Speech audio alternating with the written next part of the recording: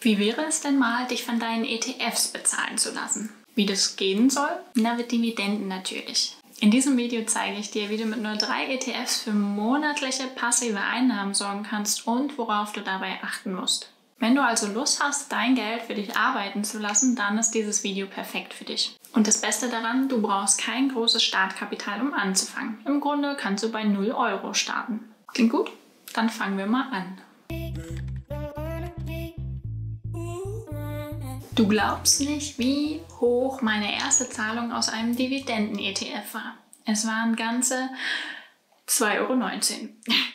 Nee, aber mal Spaß beiseite. Das ist natürlich ziemlich wenig, klar. Es hat sich trotzdem ziemlich großartig angefühlt, den Zahlungseingang auf meinem Konto zu sehen. Und zwar, weil ich praktisch nichts dafür getan hatte, außer ein paar Klicks. Und weil ich wusste, dass die nächste Zahlung in 3 Monaten schon doppelt so hoch ausfallen würde. Denn ich hatte gerade mal 3 Monate zuvor einen Sparplan über nur 50 Euro abgeschlossen. Und das Beste daran ist ja, ich bekomme nicht nur regelmäßige Zahlungen, sondern profitiere auch noch von Kursgewinnen. Ach ja, und die Dividendenzahlungen werden in der Regel auch noch mehr, denn die meisten Unternehmen erhöhen ihre Zahlungen jedes Jahr ein kleines bisschen. Das Corona-Krisenjahr 2020 bzw. auch 2021 noch, die bilden hier jetzt mal eine Ausnahme. Dazu aber später noch mehr. Aber bevor wir anfangen, wenn du dich für passives Einkommen interessierst, dann lade dir doch auch den kostenlosen Guide Reich im Schlaf herunter. Dort findest du neben Dividenden auch noch jede Menge andere Ideen für passive Einnahmen und auch ein paar Anleitungen, wie du eben dazu kommst. Den Link findest du unten in der Videobeschreibung. Aber was ist denn überhaupt ein Dividenden-ETF? Dividenden sind ja Gewinnbeteiligungen, die an die Eigentümer einer Aktiengesellschaft ausgezahlt werden. Als Aktionär hast du also Anteile an einem Unternehmen und bekommst je nach Höhe deiner Anteile eine entsprechende Gewinnbeteiligung. Aber nicht jedes Unternehmen schüttet Dividenden aus. Und ein ETF ist ja ein breit gestreuter Aktienfonds, der einen bestimmten Index nachbildet. Ein Dividenden-ETF bildet nun einen Index ab, der einen gewissen Dividendenfokus hat. Beispiele hierfür sind der STOXX Global Select Dividend 100 oder der S&P 500 Dividend Aristocrats. Heißt nun also, so ein Dividenden-ETF besteht aus vielen Unternehmen, die Dividenden zahlen. Und für dich heißt das, wenn du einen solchen ETF kaufst, dann erwirbst du viele kleine Anteile vieler verschiedener Firmen und wirst sozusagen an deren Gewinnen mitbeteiligt. Dabei variieren die Anzahl und die Zeitpunkte der Ausschüttung bei verschiedenen ETFs. Manche ETFs zahlen einmal im Jahr aus, manche zweimal und manche sogar 4-mal, sprich vierteljährlich. Und wenn du jetzt zum Beispiel 3 ETFs hättest, die eben 4-mal im Jahr ausschütten und du die so klug wählst, dass sie genau versetzt ausschütten, kannst du mit nur 3 ETFs jeden Monat passives Einkommen erhalten. Wann und wie oft ein ETF ausschüttet bzw. wie hoch die Ausschüttungen sind, das findest du auf Plattformen wie Finanzen.net, Just ETF oder Extra ETF raus. Dort gibt es in der Regel einen Reiter oder eine Sektion zu den Ausschüttungen. Oft gibt es dort auch einen Auszahlungskalender. Dividenden sind übrigens eine der reinsten Formen des passiven Einkommens, denn außer dem Kauf bzw. eben den paar Klicks, die für den Kauf notwendig sind, ist hier sonst keinerlei Aufwand nötig. Das klingt ziemlich cool, oder? Bevor wir aber zu den 3 ETFs kommen, die für dein passives Einkommen sorgen könnten, hier noch ein kurzer Hinweis.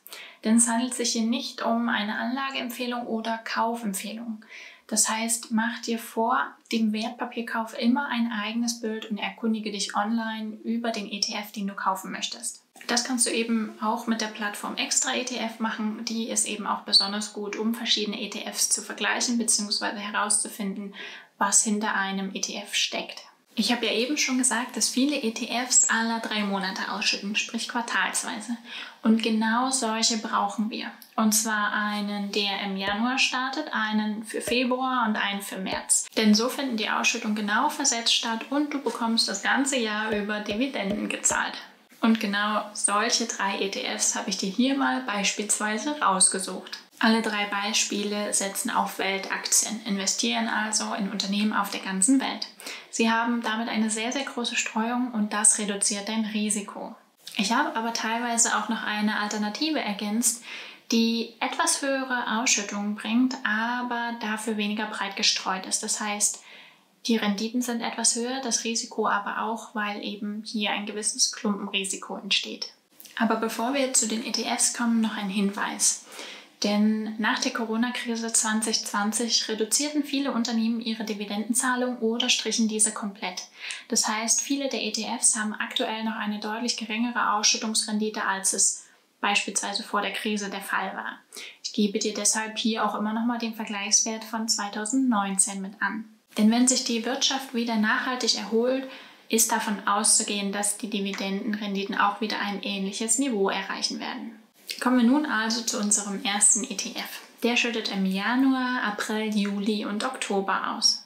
Hier hätten wir den iShares Stocks Global Select Dividend 100.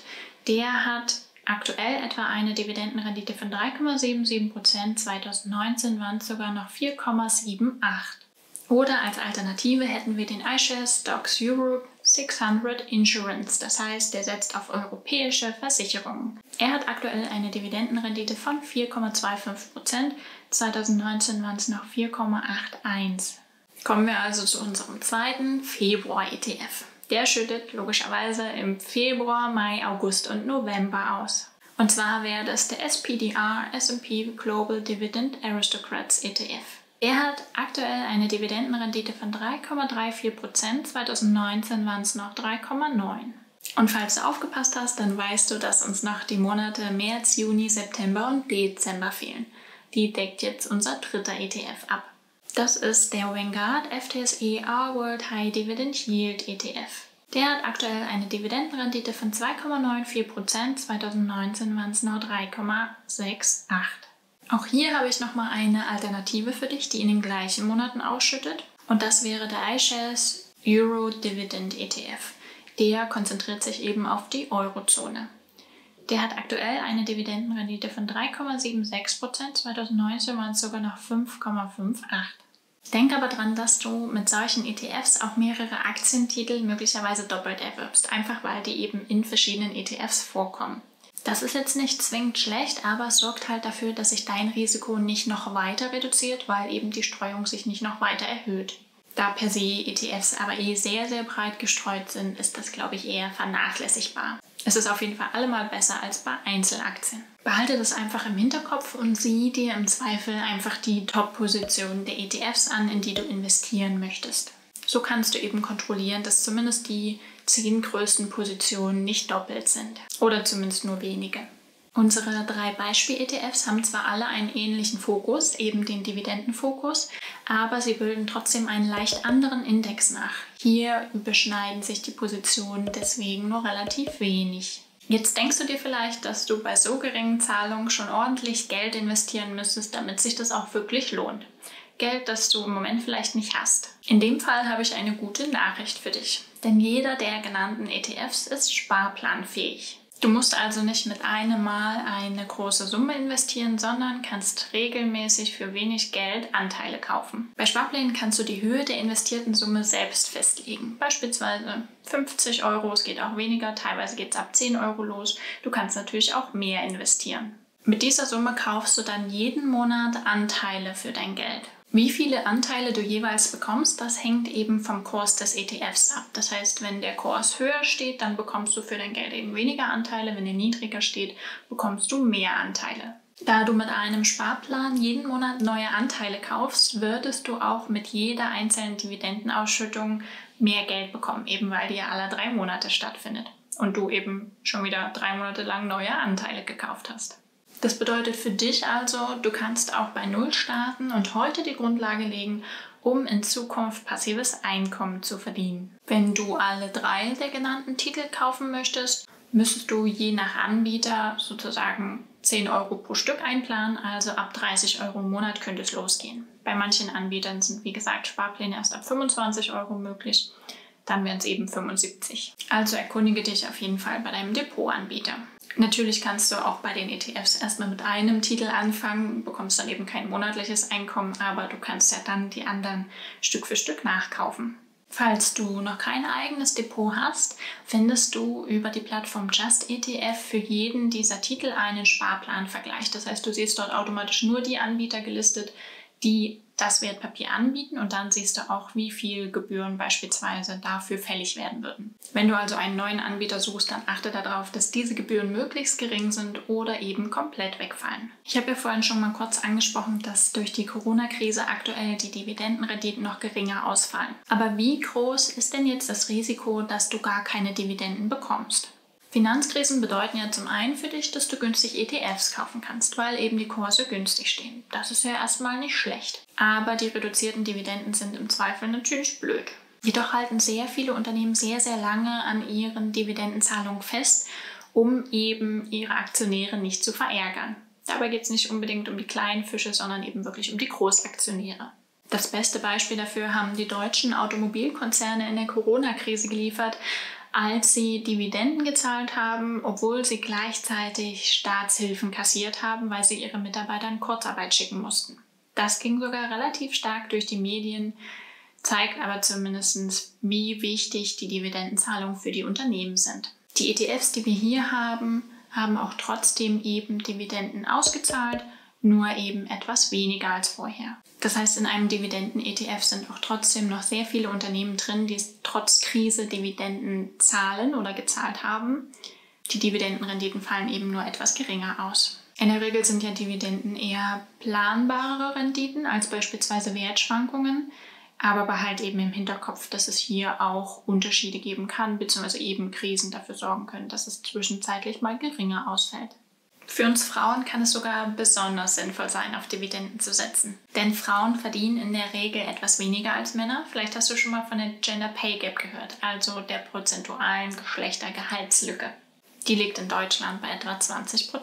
Die sorgt auch beispielsweise dafür, dass wir später mal deutlich weniger Rente bekommen als Männer. Gleichzeitig arbeiten viel mehr Frauen in Teilzeit, als es Männer tun. Beispielsweise um sich um die Kinder zu kümmern oder um Angehörige zu pflegen. Das sorgt eben nicht nur für eine stärkere finanzielle Abhängigkeit, sondern erhöht eben auch unser Risiko, später in der Altersarmut zu landen. Und Dividenden können dir eben heute dabei helfen, ein kleines bisschen mehr Geld zu verdienen und vor allen Dingen im Alter können sie helfen, deine Rentenlücke zu schließen. Das gilt natürlich per se für jede Art passiven Einkommens, aber hier geht es ja nun mal um Dividenden. Passives Einkommen ist ein bisschen wie die reiche Tante, die es gut mit dir meint und dir immer mal so ein kleines bisschen Geld zukommen lässt. Und du solltest ihre Hilfe nicht ablehnen. Um das Ganze also nochmal auf den Punkt zu bringen, für monatliche Dividendenzahlungen zu sorgen, ist gar nicht schwer. Alles, was es dafür braucht, sind 3 ETFs. Falls das Thema ETF noch relativ neu für dich ist, dann empfehle ich dir auf jeden Fall meinen Online-Kurs Vermögensaufbau mit ETFs.